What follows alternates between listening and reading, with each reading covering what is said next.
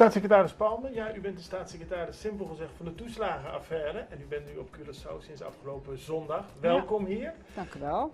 Voordat we daarop verder gaan, in Nederland is de toeslagenaffaire bij bijna iedereen bekend. Hier op Curaçao weten heel veel mensen wel precies wat het is. Maar wat is het precies en wat is het tot nu toe allemaal bereikt? Nou, het toeslagenschandaal, dat gaat natuurlijk over de overheid die onjuiste beschikkingen heeft afgegeven. Ja. Waardoor mensen ten onrechte hele hoge bedragen moesten terugbetalen. En in sommige gevallen ook mensen bestempeld werden als fraudeur. Ja, een hele treurige situatie. En dat is best wel groot. Hè. In Nederland zijn er zo'n 70.000 meldingen van mensen die denken dat ze gedupeerd zijn. Daarvan zijn er nu zo'n 43.000 erkend gedupeerd. Dat is toch heel veel? Dat zijn echt hele grote aantallen. En al die 43.000 mensen die hebben op dit moment al die eerste fase doorlopen. Mm-hmm. Dus ze hebben op dit moment al de katshuisregeling ontvangen en hun integrale beoordeling ontvangen. Simpel gezegd, heel veel mensen hebben een bedrag van rond de 30.000 nog meer, want de IB zit daar nog bovenop. Ja. Dus gemiddeld zo'n 41.000 euro hebben zij nu ontvangen. Maar er zijn mensen die zeggen van, we hebben meer schade gehad. Ja. Ik ben bijvoorbeeld mijn huis kwijtgeraakt of mijn baan. En die mensen kunnen in aanmerking komen voor aanvullende financiële compensatie. Dat speelt in Nederland? Maar ook in het buitenland. Oh, okay. Iedereen die gedupeerd kan daar aanspraak op maken. En Curaçao is het land naast Nederland waar de meeste mensen slachtoffers wonen van de toeslagenaffaire buiten Nederland.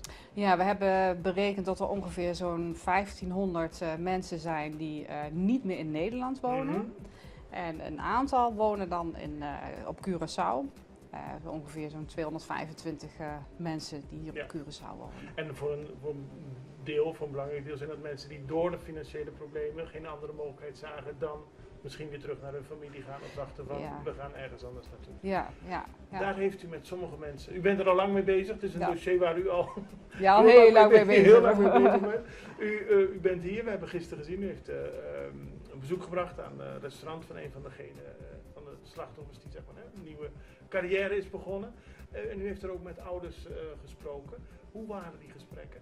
Ja, ik ben altijd heel blij als ik met mensen kan praten. Mm-hmm. Want dat helpt mij ook weer om het juiste beleid en de juiste beslissingen te nemen. Ja. Want het gaat om de verhalen van de ouders. Dus ik ben er altijd heel blij mee.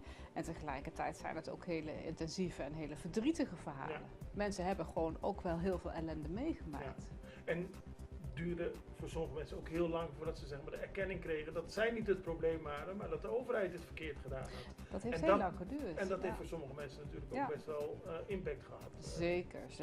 Ja, het is heel naar als jij ten onrechte wordt bekritiseerd als fraudeur. Ja, natuurlijk. En u spreekt ook met organisaties die deze mensen vertegenwoordigen. Ja. Hoe was dat? Ja, over het algemeen werken we heel constructief met alle organisaties samen. Want ook die organisaties hebben één doel en dat is namelijk mensen helpen. Ja. En dat heb ik ook. Hè? Dus als we met elkaar schouder aan schouder de gedupeerden kunnen helpen om voorbij dat onrecht te komen, ja, dat vind ik wel heel erg belangrijk. En wat moet er nog gedaan worden? Wat er nu nog gedaan moet worden is dat die aanvullende financiële compensatie, die moet nog verder opgeschaald worden. Mensen kunnen zich aanmelden, daar bestaan 2 routes voor. De SGH-route van de Prinses, zeg maar, en de route Mijn Herstel. Dus de route die digitaal ondersteund is, waarbij mensen met hulp van hun eigen advocaat hun verhaal kunnen doen. Mm-hmm. Nou, en daarnaast hebben we natuurlijk nog de ondersteuning. In Nederland gebeurt dat door de gemeentes. En in het buitenland door OTB, de ouders in het buitenland. Mm-hmm. Die zitten uiteraard ook op Curaçao. En die helpen mensen weer met het oppakken van hun leven. Hè. Dus soms is er bijvoorbeeld psychologische hulp nodig. Mm-hmm. Soms hebben mensen nog wat scholing nodig. Andere vormen van begeleiding. Dus daar voorziet dan OTB in. En dat zijn ook trajecten die ingezet zijn.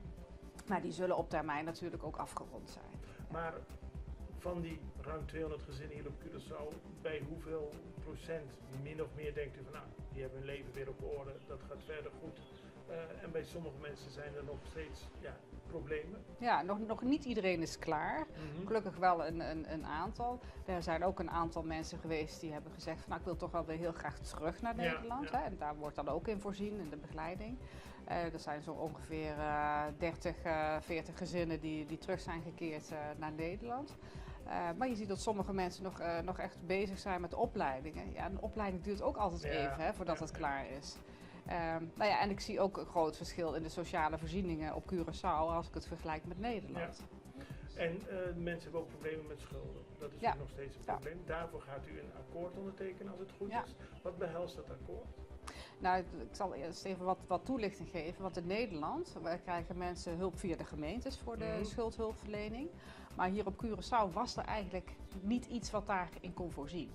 Dus moest er iets gebeuren. En het is ook belangrijk dat daar ook mensen met verstand van zaken naar kijken.